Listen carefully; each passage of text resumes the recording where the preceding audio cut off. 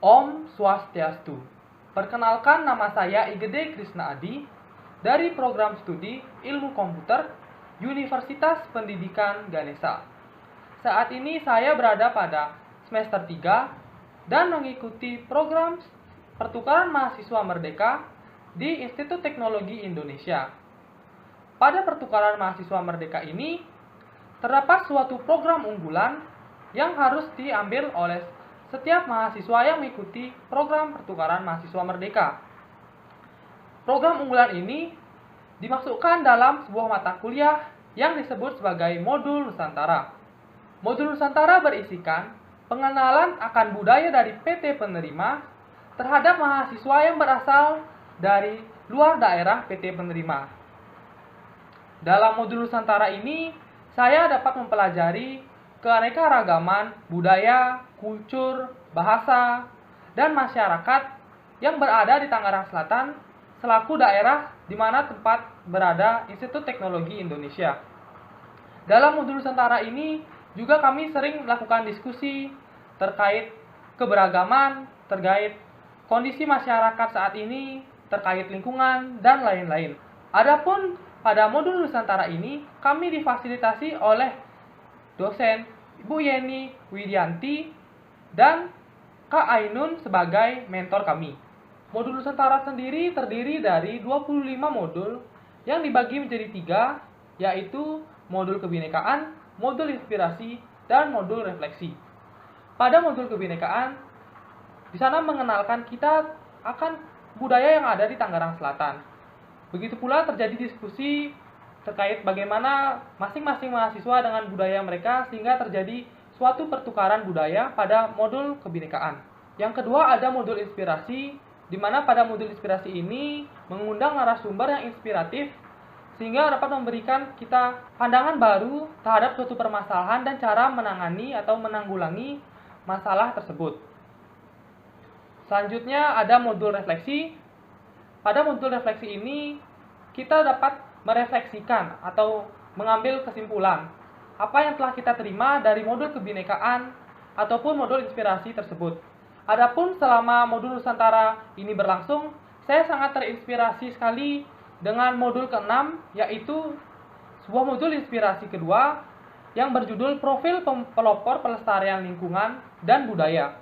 Pada modul ini saya sangat terinspirasi terkait bagaimana kita sebagai masyarakat Indonesia, terutama sebagai mahasiswa, dalam ikut melestarikan lingkungan dan budaya yang ada di daerahnya masing-masing. Dengan lingkungan dan budaya yang lestari, tentu akan membawa dampak positif bagi masyarakat. Dengan lingkungan yang lestari, kita dapat menikmati sejuknya udara, bersihnya suatu lingkungan, sehingga dapat menjaga kesehatan, baik kesehatan fisik kita maupun kesehatan pikiran kita. Lalu dengan lestarinya budaya ini, tentu akan membuat kita semakin paham dengan nilai-nilai luhur yang terdapat pada budaya tersebut. Beranjak dari modul tentang pelestarian lingkungan ini, saya tertarik untuk melakukan suatu gerakan atau campaign dalam melakukan pelestarian lingkungan. Dengan demikian, saya ingin mengembangkan suatu proyek, yaitu sosialisasi terkait dengan pentingnya bagaimana pelestarian lingkungan sehingga masyarakat menjadi sehat, baik fisik maupun pikiran mereka. Adapun cara-cara yang terfikirkan oleh saya sehingga kita dapat melestarikan lingkungan ialah yang pertama dengan cara meminimalisir penggunaan kantung plastik. Berdasarkan dengan inspirasi yang saya terima dari modul tersebut, peraturan di Bali terkait dengan penggunaan sampah plastik sangat berperan besar di kehidupan saya. Dulu sebelum adanya peraturan akan penggunaan sampah plastik, banyak sekali plastik ketika kita selesai membeli barang-barang ataupun membeli makanan. Setiap kita membeli satu makanan, kita akan mendapatkan satu plastik. Teruslah begitu. Bisa jadi satu hari minimal kita mendapatkan 5 plastik dari kita berbelanja atau membeli sesuatu. Semenjak adanya peraturan di Bali terkait dengan penggunaan sampah plastik atau kantong plastik ini, banyak dari masyarakat Bali menggunakan tas kain atau tote bag, ataupun mereka membawa sendiri kantung plastik untuk mengambil atau untuk membawa barang bawaan mereka. Di Bali pun banyak gerai-gerai makanan ataupun supermarket ataupun minimarket yang sudah tidak menggunakan kantong plastik untuk membungkus makanan. Dan pada umumnya maka mereka menyiapkan tas kain atau customer sendiri bisa menggunakan tas kain untuk membawa barang belanjaan mereka. Yang kedua ialah dengan melakukan pengolahan sampah.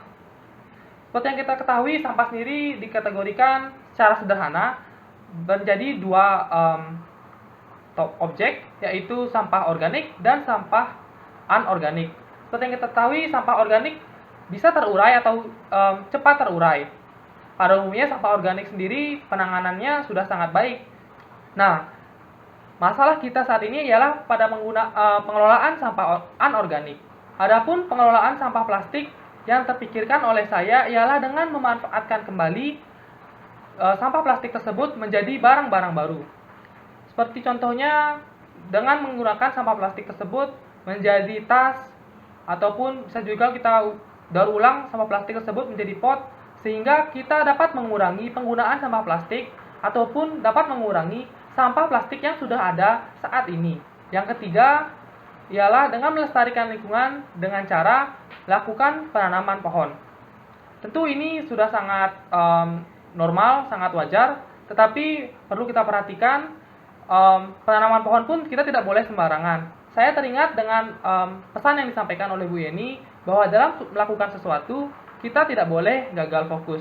Penanaman ini bukan hanya sekedar kita menanam pohon sembarangan, tetapi kita ingin menanam pohon-pohon yang dapat merindangkan atau dapat menghijaukan lingkungan sekitar kita. Mungkin saja jika kita tidak memiliki ruangan yang cukup luas untuk menanam tanaman, mungkin kita dapat menanam pohon-pohon kecil seperti aloe vera atau lidah buaya yang memiliki dampak positif untuk kita.